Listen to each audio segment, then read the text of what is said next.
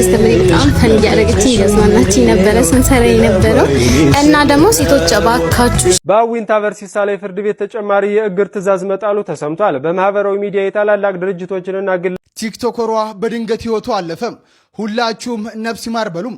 በቲክቶክ ሰላም ጤና ይስጥልን ክብሯን የዩቲዩብ ቻናል ቤተሰቦች እንደምንከርማችኋል። ዛሬም እንግዲህ በአዳዲስ ቪዲዮዎች ወደ እናንተ መጥተናል። በአዝናኝ በቁም ነገርና በአስተማሪ ቪዲዮዎች ስለመጣሁኝ ሁላችሁም እስከ መጨረሻው እስከተከታተላችሁ አሪፍ ነገር ታገኙበታላችሁ። ብራዚሊያን ዋክስ ግን ስትሰሩ የሚሰማችሁ ንጽህና ሴቶች ትረዱኛላችሁ።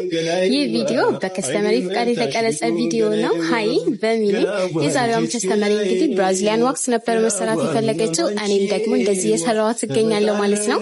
በዚህ አጋጣሚ ደግሞ ልነግራችሁ የምፈልገው ነገር ሼቭ ከተደረጋችሁ ከ2 ከ3 ቀን በኋላ ዋክስ ለመሰራት አትደውሉልኝ። ምክንያቱም ሼቭ የተደረገ ፀጉር በጣም ደቃቅ የሆነ ፀጉር ስለሆነ የሚበቅለው ዋክስም ሲሰራ ያን ያህል ጽድት አይልም። ናባካችሁ ቢያንስ ሼቭ ከተደረጋችሁ ከ2 ሳምንት ወይም ከ3 ሳምንት በኋላ እናቱን አስክሬን ቤት አስቀምጦ የእናቱን ቃል ለማክበር የ8ኛ ክፍል ሚኒስትሪ ፈተና ከቀብር በፊትና ከቀብር በኋላ የተቀመጠው ካሊድ በርካቶችን በእንባራይ ታሪኩ ከተሰማ በኋላ በርካቶች እሱን ለመርዳት እየጠየቁም ይገኛሉ። ቃልሽን አላጥፍም እናቴ ያለው ካሊድ ከእናቱ ጋር ሲኖር ወላጅ አባቱ ከእርሱ ርቆ ሌላ ትዳር መስርቶ ጅጅጋ ከተማ ይኖራል። ካሊድ ሰሞኑን እናቱ ታመው በነበረበት ወቅት እኔ አንድ ነገር ብሆን ምንም ቢፈጠር የለፋህበትን ፈተና እንዳታቋርጥ ብለውት ቃል አስገብተውት ነበር። እሱም በቃሉ መሰረት የእናቱን አስክሬን አስቀምጦ በመፈተን ቃሉን ጠብቋል። ታዲያ ካሊድን ማገዝ የምትፈልጉ አካውንቱ ነገ ይፋ ይሆናል። እኔም ነገ መረጃውን አደርሳችኋለሁ። እስከዛው ድረስ ሁላችሁም ኮፒ ሊንክ እያደረጋችሁ ይህንን መረጃ በጣም ነው የሚያሳዝነው። እንግዲህ እናቱ ሞታበት ያው እናቱን ቃሉ ለማክበር ብሎ ፈተና ላይ ቀርበዋል። በጣም ነው የሚያሳዝነው። እንግዲህ አንዳንድ አባቶች እኔ ምን አይነት ችግር እንዳለባቸው አላቅም።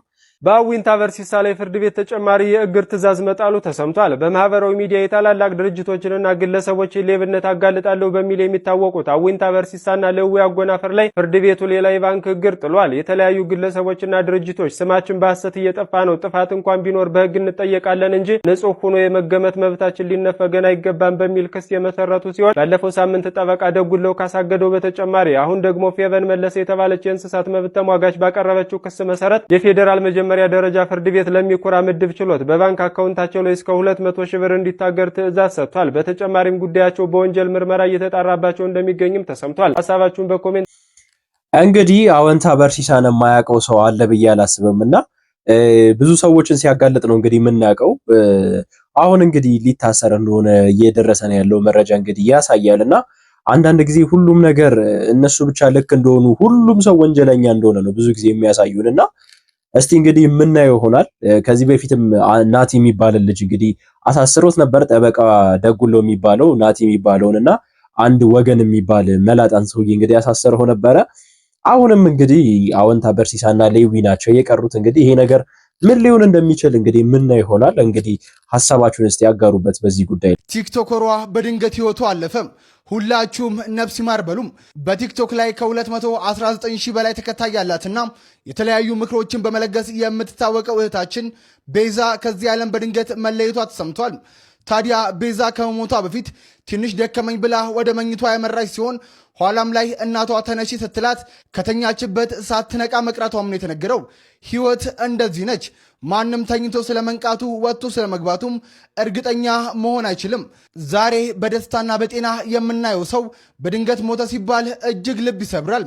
ፈጣሪ የእህታችን ነፍስ በገነት ያኖርልን። በጣም ነው የሚያሳዝነው። እንግዲህ ብዙዎቻችን ሚዲያው ላይ የምናውቃት ቤዛ እንግዲህ ብዙ ጊዜ ለወንዶች ጠበቃ ሆና ነበር ብዙ ጊዜ ቪዲዮ ስትሰራ የምናያትና እህታችን ቤዛ ባልታወቀ ምክንያት እንግዲህ ህይወቷ አልፏል። ትናንትና ነበር እንግዲህ የተቀበረችውና ሰሞኑን እንግዲህ ስለ ወጣቱ የምንሰማውና የምናየው ነገር በጣም ነው የሚያሳዝነው።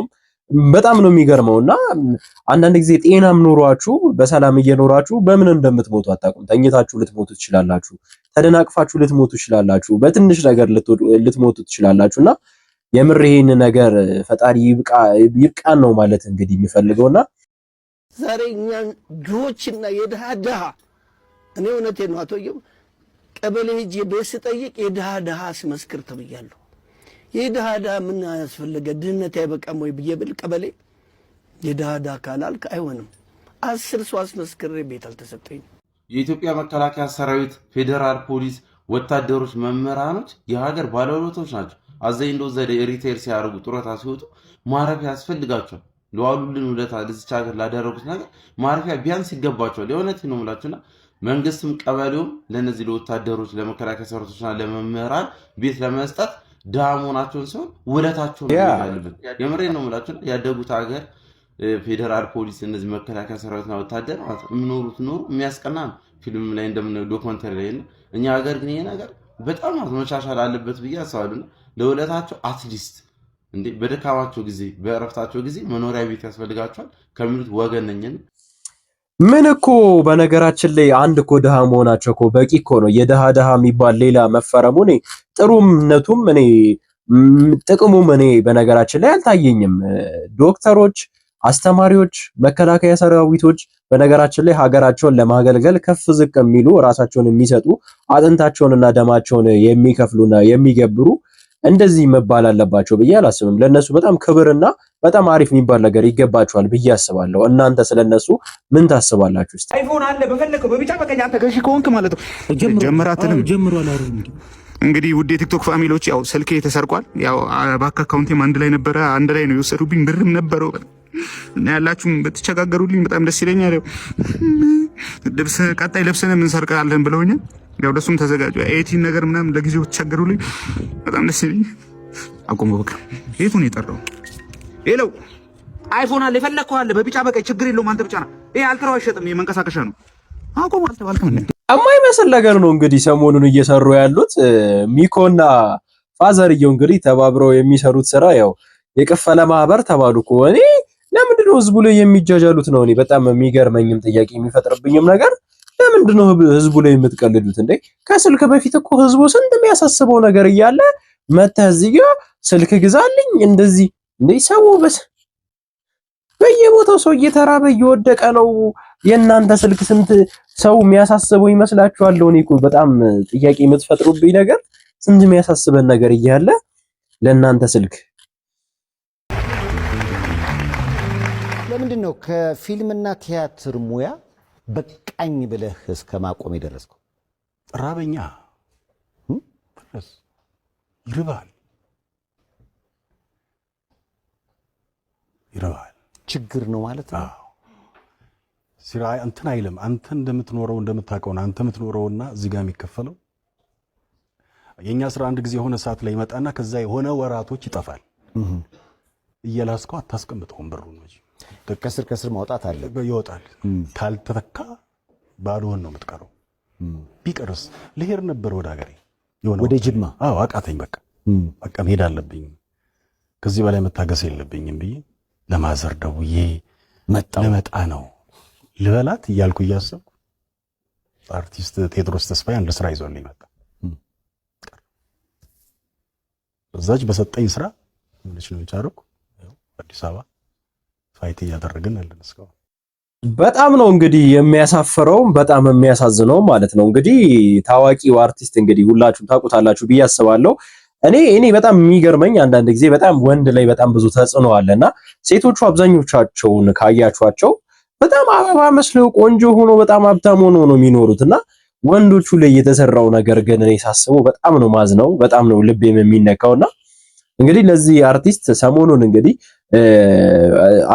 ለአርቲስቱ በጣም ሰፖርት ያደርጋል ተብሎ የተዘጋጀ እንግዲህ ሲኒማ ፊልም አለና ሁላችሁም እንግዲህ በቻላችሁ ታቅም ገብታችሁ ብታዩለት ያው የማይወዳቸው ሰው አለ ብዬ አላስብም እና ይሄን አርቲስት በቻለው አቅም ሰፖርት እናደርጋቸው ማለት ፈልጋለሁ ዛሬ ለእናንተ ያዘጋጀውላችሁ ቪዲዮዎች ይህንን ይመስሉ ነበር በቀጣይ ቀን እስከምንገናኝ መልካም ቀን ይሁንላችሁ ሐሳባችሁን አጋሩ ሰብስክራይብ አድርጉ ላይክ አድርጉ በቀጣይ ቀን እስከምንገናኝ መልካም ቀን ይሁንላችሁ